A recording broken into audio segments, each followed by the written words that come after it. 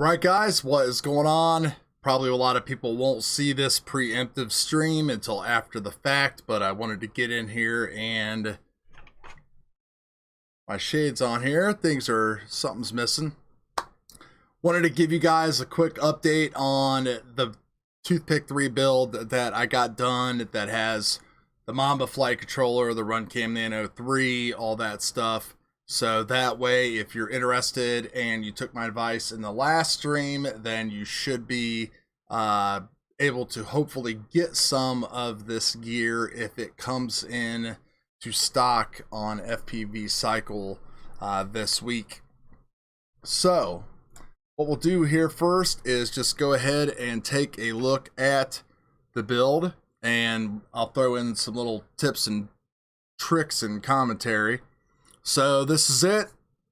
This is the newest generation of the TP3 build that does not have the GPU center underneath there, running the Mamba F4 flight controller all in one, the nameless RC DVR, Runcam Nano 3, which fits inside the B-Brain 2 mount, and then Crossfire, the Mini Immortal T, and then the Maxiano motors with the 2mm shaft and the actual props that will fit that. Some gem fans. Haven't tried out any dual blades yet. Just wanted to get this thing up and going and get a pretty big bass, just a pretty basic bass tune on it, and just kind of see how it compares to this beta FPV quad. So the first thing we'll do is we'll just talk about weight and performance real quick. So all up weight, ready to go, should be 107 grams on the 3S 450. The beta FPV is coming in at 108. So as you can see, my similarity is not all the way up, but you can see we didn't really save any weight. So what did we get out of this? I'm still trying to figure it out. I've only got about 4 or 5 packs through it. All in all, pretty satisfied. You know, it is kind of nice just having something that's ready to go that you don't have to worry about, that's built, and I have had no problems with this beta, and you can see they both weigh the same. Now the TP3 build does fly a little bit different just because, well, the motors I think are the biggest change, and I've had to lower the PIDs on this one quite a bit compared to this right here, but I am still getting about the same flight performance out of the whole thing. So that's pretty good. So when it comes to building this thing, definitely solder up. First of all, don't be intimidated by the small pads. They actually weren't that bad. I was able to use the big tip here. So they take solder really well with the Mamba flight controller. So if you guys are looking at the beta or whichever one, this one is pretty much the newest and untested, but I had no problems with it so far. Took solder really good. Configuration, of course, everything was easy. When it comes to building, it's kind of hard to find some detailed like pictures and stuff like that online. So when you have your post sticking up here, and you can see that the Mamba comes with all kinds of different grommets. And what I decided to do was take the bigger, taller grommets here and put those directly in there. And then I took a couple M2 nuts and put on top of that. And then put the nameless DVR board on top of that with another nut to hold that in. And then just put the canopy on top. The Crossfire is inside there. And there's really just no good way to do this yet that I've kind of figured out. I just kind of put this together this way and running with it, and it was running just fine. But the little Immortal T antenna just comes up right here, right next to the nameless dipole. Dipole's not that good. It's nice and flexible, but I probably will change that out for a TBS dipole or something. Need to do a little bit more testing and see exactly what I think of the video quality itself. So assemble the frame, and then I would recommend that you kind of dry fit your entire stack.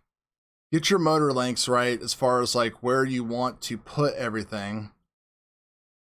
Then take your motor, one of them, find out your wire lengths, cut all of them, tin up everything, then put your motors on and then solder them to the flight controller. That just seemed to be the easiest way to do everything instead of trying to cut and strip and tin and everything like that and worry about solder flying everywhere and all that stuff just because you're in such a confined space here. So when you're done with all that, then you pretty much just make everything else just kind of fit and work together. Let's see, a couple other little tips that I was thinking about. So the VTX does come locked, so you'll need to unlock that by holding in the VTX button. The instructions say that the DVR does not run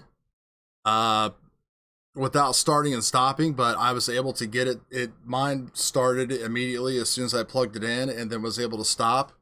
Looks like we got some questions. Are those the mint green 3016s or the yellow? What's going on, guys? You use an Avian 3-inch. I don't know. These are the only green that I think that are on FPV cycle. I'm not 100% sure. I've got bi-blades and stuff too to try. I just wanted to get it up and running and flying, and I can't really do the kind of flying and testing and stuff that I wanted to do, A, because I'm going to see Star Wars in 2 hours, and B, I had to do Christmas shopping and get a bunch of stuff like done and everything like that, and it's pretty nasty outside. So I inputted my PIDs from this, had a flyaway, had to let it dry off for about a half hour, and then drop the PIDs back down a little bit. So the PIDs on this are a lot lower, but I would say with the bigger motors compared to the ones that are on the HX115 beta toothpick, that's why I'm getting similar flight stability whenever I'm flying. So when it comes to building, that's pretty much the biggest things, just how you piece everything together to make things a little bit easier for yourself while you're building it. You don't get any M2 nuts with anything, so definitely get yourself some kind of M2 hardware kit. And I know that I think I have a link down in my affiliate if you're looking for the one I use. I did need to use a 6mm out of there for the screw that goes in the middle, because this revision of the TP3 that whoever cut it for Kebab this time sent the wrong size of screws. So you can see that this is the newer version that has the lock nuts in place and stuff like that. So you screw up through the arms and all that kind of stuff. So all in all, yeah, it's a toothpick. It's going to be fun. I'm going to have a blast with it. The good thing about it is that, you know, you can go ahead and swap out all of the different high-end components a lot easier as things could become available. You know, with the beta, you're kind of limited with stuff. You could always put another canopy on there. But if you're on the fence about a build like this, which it doesn't sound like many of you are, it sounds like pretty much everybody's on the FPV cycle ride with the rest of us. I don't think you're going to lose a whole lot when it comes to fun by getting one of these versus building your own. So as long as you stick to something that is in that category that Bob has set, 3S 450, boom, you're ready to go. So the next thing we'll be waiting on is motors for that, which is going to be the baby tooth. So, well, hopefully those will come in stock this week. And I will, yeah, maybe I'll do a quick little Star Wars video when I get back. I already read all the spoilers and all that stuff just because I read the script that on Reddit a while back. Then I watched Force Awakens again on Friday because I wanted to see some things. I just want to go into it and know what to look for during certain scenes. I know I took all the surprise out of it, but I want to like enjoy the whole dorkdom of it, I guess, and watch for things that I know that are going to be in there. So this is 107, same weight as the BETAFPV. So yeah, I got the DVR and stuff like that in there. So, you know, it washes out, I guess. Flies great, just flies a little bit different. And I'll let you guys take a look at some DVR here. So I put this to speed at 111% in Adobe Premiere, and then just kind of encoded it for 1080p YouTube. And we can take a look at that. So when it comes to the Runcam Nano 3, I mean, the great thing about it is it's a great camera with no stupid fisheye or anything dumb like that. In a small super size without a case. It looks just as good as any other nano camera that I've been using lately. The light transition seems to be a little bit better, and things just seem to be a little bit, I'd have to do like a side-by-side comparison to really tell the difference, but it looks like I could see a little bit better in the shadows. The one thing about it is it's definitely a CMOS. You can see lots of color flicker and sharpening effects and stuff like that, even when flying. Doesn't, of course, it always looks worse in the DVR. We'll see how that looks here in a couple days with the power play, and compare that footage to the onboard DVR footage. But there's no control, there's no way to change any of the settings or anything like that. So, and it is, as you can see, blue sky, incredibly bright out, which it's pretty good to see right there that, like, you know, things aren't really washed out at all going directly into the sun. And if you look down in here into the trees, you can see shadows and stuff like that, still pretty good. It's kind of a mess right there in the middle where I have my burn pile, and you can see all of the sharpening and shimmering and stuff like that going on. So, you know, when it comes to the actual camera itself, it is what it is. It's going to be a great ultralight option that's going to give us pretty much the best video that we can get right now in something in this form factor. And this was just the last flight that I had before my batteries were all dead. Just kind of trying to check out my tune a little bit. Again, didn't want to get too crazy with anything after I had that initial fly away, so I lowered the PIDs quite a bit, and I've been slowly racing them back up. P gains right now are pretty much at 45s. Eyes are at 90. All three axis. D gains are at 60, and D min is set to 45, I believe. And then all the other usual stuff. I did set up RPM filtering and run in the 48K on that with the JESC. So yeah, see how looking into the sun, it doesn't blow everything out. So that's really good, because most of these small nano cameras get totally blown out. So it's not going completely white or nothing like that. So I guess it's a pretty big win. One thing to take a look at, and I'll turn this off here. Hopefully everybody's got a good enough version of that.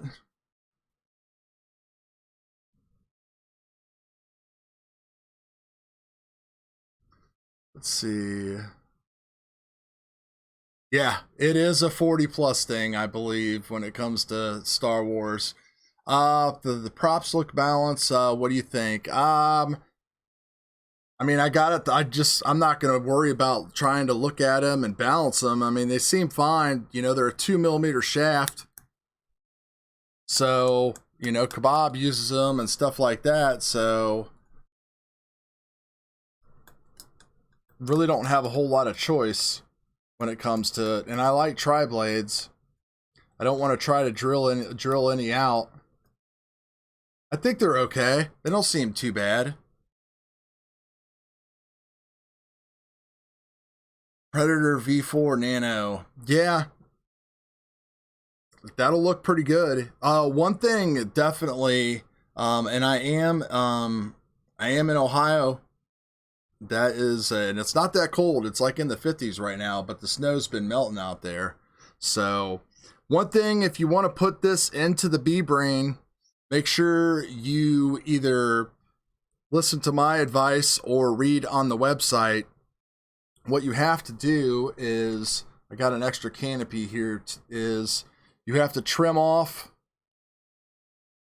you know, some of this right here so you don't get anything in view.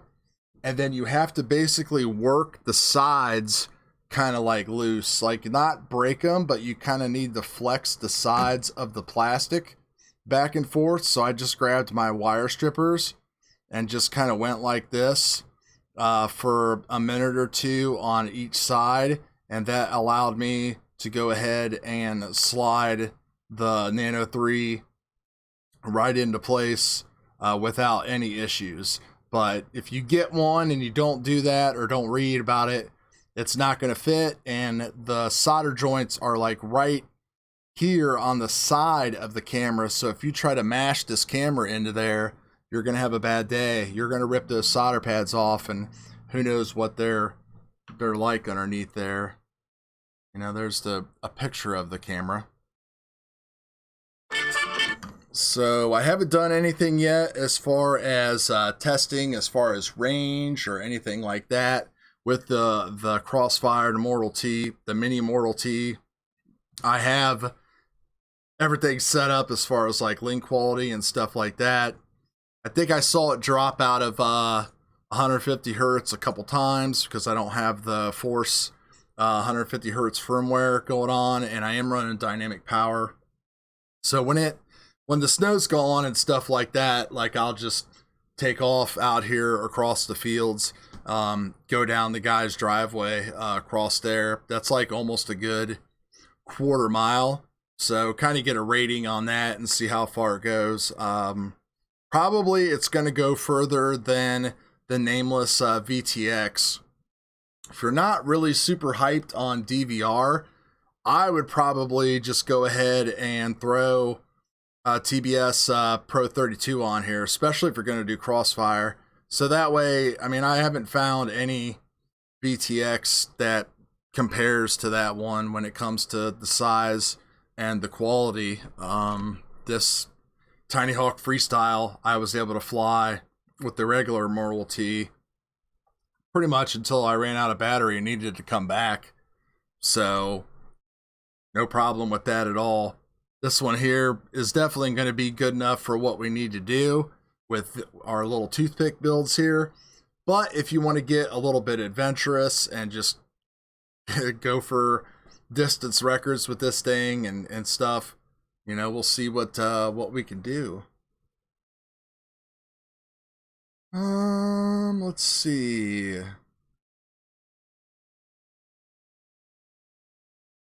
So the 3018s, the only other tri-blades that I have tried in 3-inch are the 3020 HQs. And then I pretty much just have those and bi-blades. I don't know why I bought so many of these things. Let's see. So I've got, yeah, so there they are. That's what you're asking. There's the 3018 two blades. I have not tried those yet. I'll give them a shot and see how it goes. I know he recommends them, and that's what he likes to fly. So you got to at least give it a go and see how it goes. But I'm usually more of a tri-blade kind of guy. These are surprisingly louder than these HQ 3020s, that's for sure. So just that little bit, they're a lot zingier. So they spool up. They're obviously a little bit lighter. You can see the difference between these Gem Fan and HQs. I might take my little handy drills and drill out.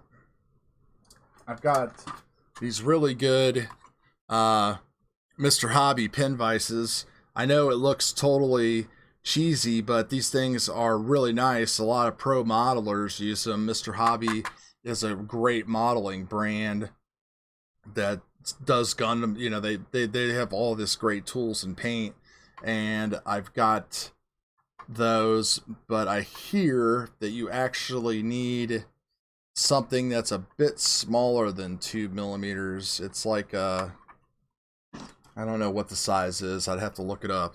I can't really remember exactly what the size is. And no, I didn't have to glue in the camera. No.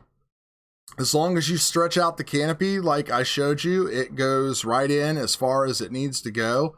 And you can see from the video that as bright as it is out there, that I didn't get any jello or nothing like that at all in my video.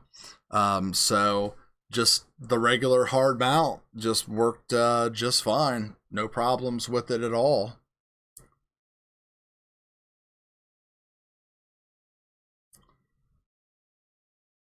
Yeah, I'm gonna try the bi-blades for sure. I want to get a good comparison between them. I can't run bi-blades on the motors on the beta. I can on 3S actually. If you use 4S, you're supposed to use bi-blades, but on 3S, I guess it wouldn't matter. So we'd be all right.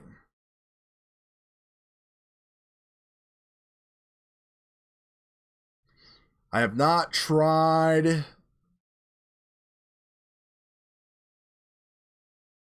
Hey, Fraser. I have not tried the A-Van 3-inch. Unless, yeah. I think the last A-Van 3-inch that I tried were, no, I think those were 2.5-inch too. Back on the Baby Hawk. All I have is 2.5-inch on the 2.5-inch rushes. So there's going to be all kinds of props and things to try out, that's for sure, as things just keep on being developed and coming out and stuff. And that's the great thing, again, about this platform that everybody knows here, but in case you're just watching out of nowhere, is that you can pick up props and change this stuff and, you know, not take yourself or this stuff really too serious. But it's just crazy how good they fly and how enjoyable they are to fly. I mean, I would almost say that I would rather have one of these than a 5-inch if I had to choose for the rest of my life, which is a pretty strong statement. But, you know, when you just sit and compare, what do we got here? My Flight 1. Oh, the mess. My Flight 1 Source 1 here. I mean, you know, with the GoPro and everything like that and stuff, it's just, I don't know.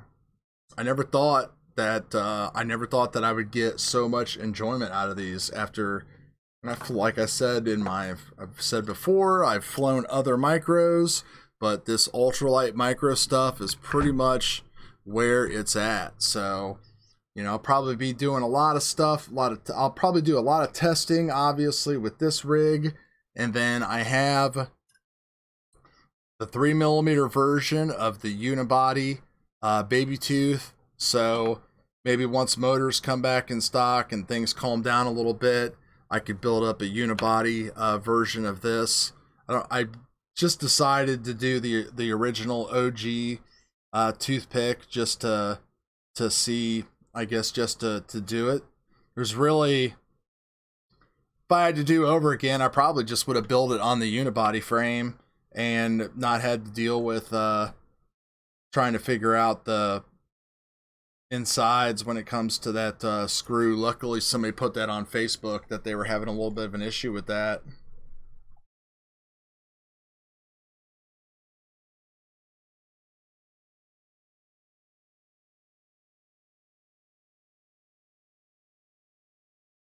Yeah, it'll be good to see what everybody thinks and stuff like that. Once hopefully everybody has time to fly or good weather to fly, like after the holidays, so that way we can kind of compare notes and stuff like that. I mean, the last thing the stuff is cheap, but the last thing you want to do is just get stuck with like all of this junk that's worthless, which is pretty much, you know, what I was going through back in like June and July with like drone drop boxes and stuff like that, and all my old Acrobrat builds and stuff. And I still have like a junk table over there that I randomly go through and find stuff from. I went and grabbed one of my old micro Kevlar battery straps just because the rubber bands were annoying me. So I'm like, it's not worth it. I'll eat the gram and a half and just put that on there and be done with it. So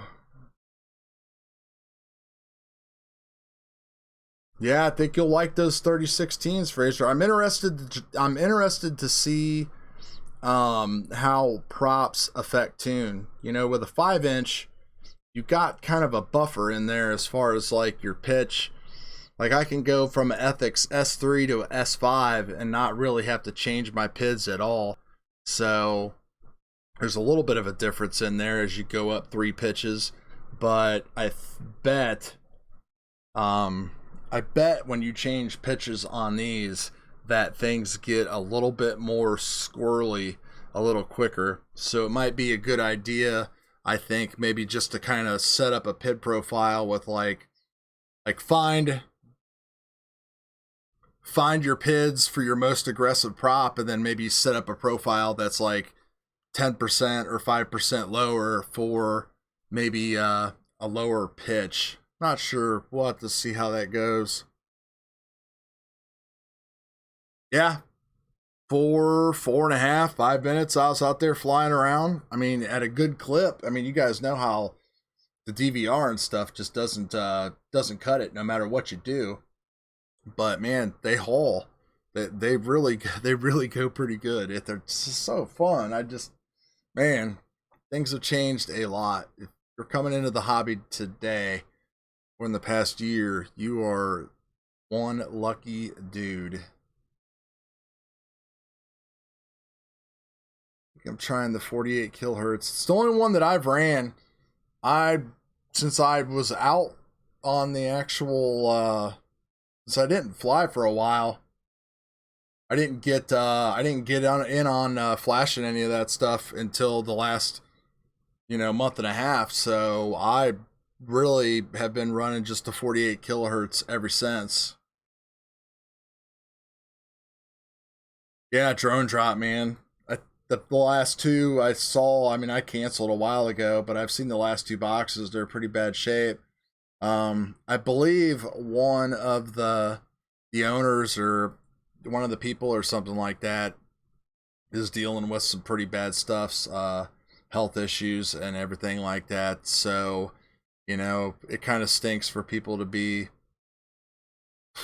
you're paying money, you're running a business, and people are just flogging you all the time and everything because the products just haven't kept up. Probably would have been fair enough to maybe just kind of ask people to suspend or something like that for a while until they could kind of get things cleared up. Or since TBS was kind of involved a little bit to come in.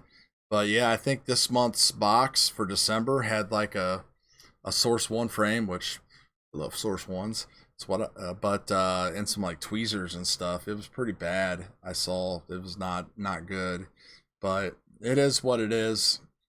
None of those boxes are a good deal, man.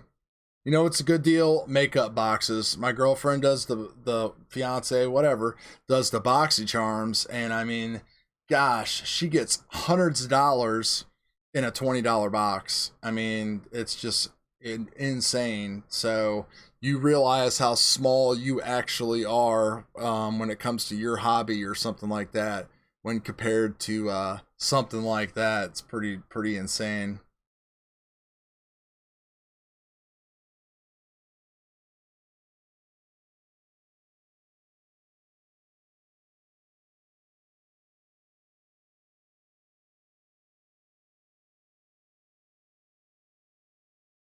It's funny you say that, Fraser. I could have. I did notice, the first time I have noticed on any of these quads or drones in a while, that I was getting a bobble on punch outs. And that probably could have to do with I could probably up my idle speed a little bit to see if that helps. But that I don't know. I mean, these props here are a lot heavier, and I'm sure if these, you know, you would think that, I don't know what would handle it better, the taller stator or the wider stator. You know, I really don't know. I guess I'm going to find out. I mean, when it comes to this stuff, I've pretty much just been taking everybody else's advice, especially, well, Bob's, of course, and just kind of trying to follow everything because I've had so much fun and success with it. So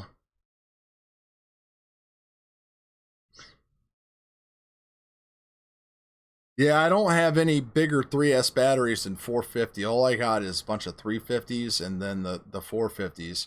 So I might try jumping up to like a 520 and seeing how things go. But it's probably going to take me over that, you know, I want to try to stay within Bob's tolerances, which is under 110 grams. I think he only says 110, 115 if you're even running an HD cam. I mean, I don't know how you can build it any lighter. I mean, you really can't. I've got the wires as short as possible. The only thing I did was I did leave the Nameless DVR has the female Runcam plug on it. So I left that on there instead of splicing the wires together with the Runcam Nano, and then I changed the Runcam Nano plug out to the regular Runcam camera port. So that way, if better cameras do come out, or if I decide to get like a canopy or something like that, then I can just plug in the camera. I didn't want to have to worry about like hard solder and all that stuff. It's not worth the extra 0.3 or 0.4 grams of savings.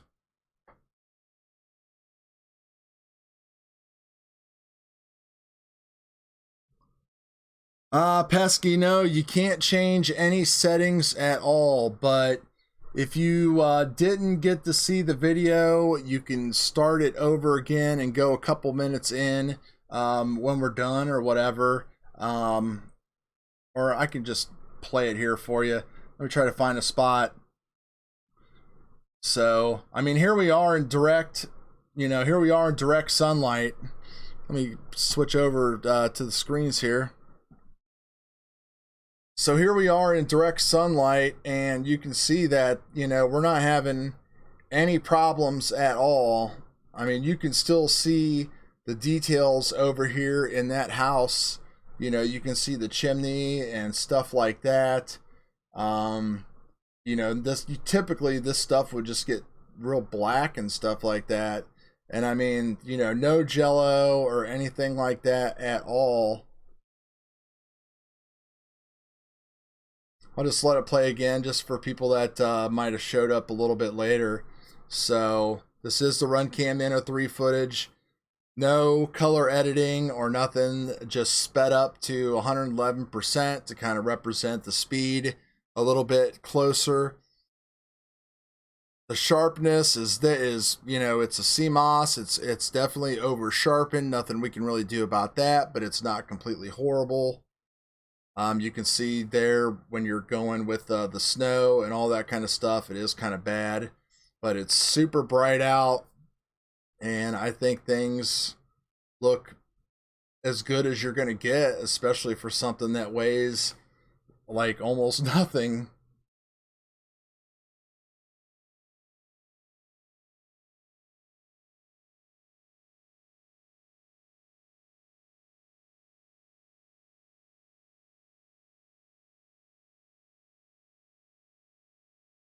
Yeah, I think that looks pretty good.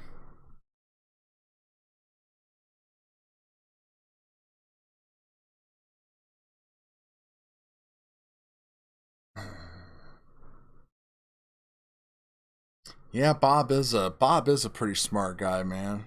He is a pretty smart guy. I mean, he's a dentist. I guess he would have to be smart. That's for sure.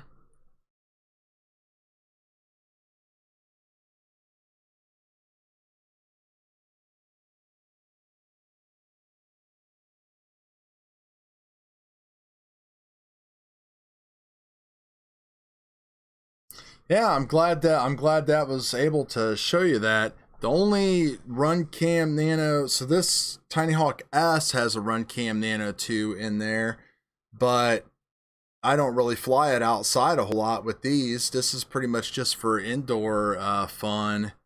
And then this has the Nano Racer 3, which you can adjust all the settings on and everything like that.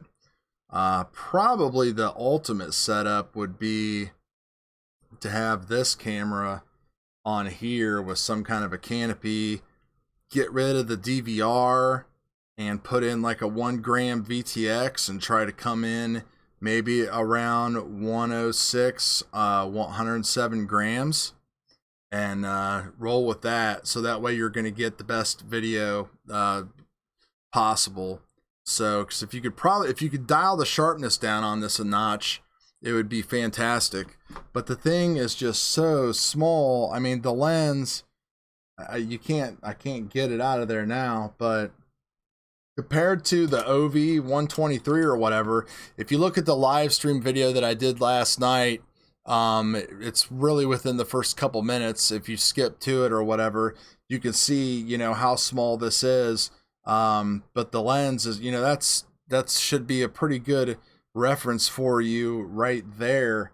You know, here's like a super small like screw on top of there. So it's incredibly small. So the fact that it does what it does is pretty freaking fantastic.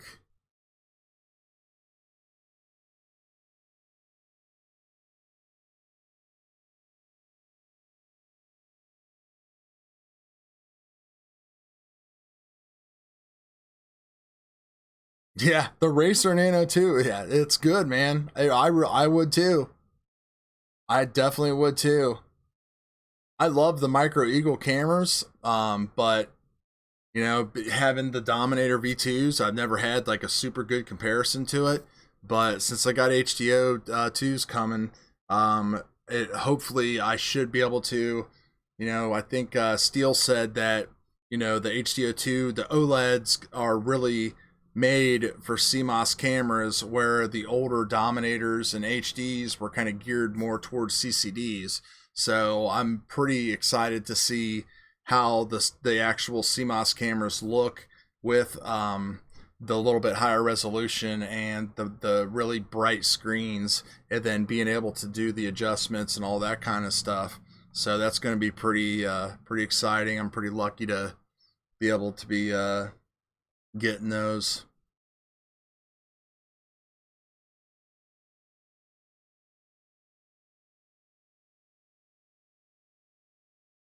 Yeah, if there was a way to lower the sharp, if there was a way to just take the edge off of the sharpness with this camera, it would be like 100% complete. But you know, you see, I'm super happy with it. The colors, the way it handles light, and just the actual like, I hate, luckily a lot of these micro cameras, except for the ones that come in some of the MAGNIFIERs, like the one that came in the Tiny Hawk Freestyle, just had that crazy distorted image and stuff like that. Like, I like a nice flat sensor. I can handle a little bit of it on the outside of the edges, but I just like a nice flat picture. Yeah, I am very lucky to be getting a pair, that's for sure. So, but I've had my Dominator V2s for years and years and years, and hopefully I should be able to sell them to somebody. They're still a popular goggle. They work fine. So, we'll see how it goes. So, that's pretty much it. I don't really know what else to say. Just wanted to get on here and give you guys some quick updates on stuff. And if you weren't on the stream yesterday, make sure that if you're looking for any of this stuff and you want to get in line, to go to the FPV Cycle website and click on the text alerts and stuff like that, so that way you can just join the fire sale and everybody can try to crash this website whenever things come, because I'd say the cameras and more than likely the motors for the 1S 3-inch, which is what I am pretty excited about it now. I didn't think I was. I saw his video and I'm like, man, all right. So the 1S, 2.5-inch, 3-inch was his original design for this. So I'm going to be we'll see what kind of motors he has for that. That should be pretty fun. The only downside to that is that, it's going to have, the BETAFPV SPI board built into it, so it literally is going to have to be just right in front of you. RSSI warnings and all that stuff like that, and so there won't be any souping those things up. So yeah, thanks, man. I will. I don't know. I don't want to do a live stream Star Wars review, but I'll definitely put some information in there or in here somewhere. Maybe we'll, I don't know. I like doing these live streams just because I like talking to people. So even if it is, that this is perfect, 10, 15 people just kind of going off of each other and everything like that. Seems it's a lot. I get a lot more out of it and have a lot more enjoyment with the whole YouTube thing than just making videos and talking to people. So there's a lot of people that do that, but everything has its time and has its place. So I hope everybody has a good day, and don't hesitate to shoot me any messages if you have any questions or anything. And I know a few of you are waiting. One person was waiting for a CLI dump, and Triton FPV wanted to know how my build my own X-Wing video is going, and I am still collecting the X-Wing parts here, so it's going to be a long process. All I have is just wings coming in. I've got a massive Tupperware box over here, like a 30-gallon storage tote that's just adding up all the monthly parts that come in. So eventually when I get to a point excuse me, when I get like all the wings and I think that's like in another 7 or 8 months, I'll finally have all the wing pieces. So I'll have 4 wings done. And if you guys don't know what I'm talking about, D'Agostini, Build Your Own X-Wing, check it out. You'll see what I've got brewing here, to your model kit. So yeah, that's just one wing panel right there. So, and that's the size of my hand. So it's going to be huge. It's going to be freaking awesome. Hopefully one day we get quads like that. That would be great. So, all right, guys, going to get some food and get cleaned up for Star Wars. We'll see you later. Thanks a lot for stopping by.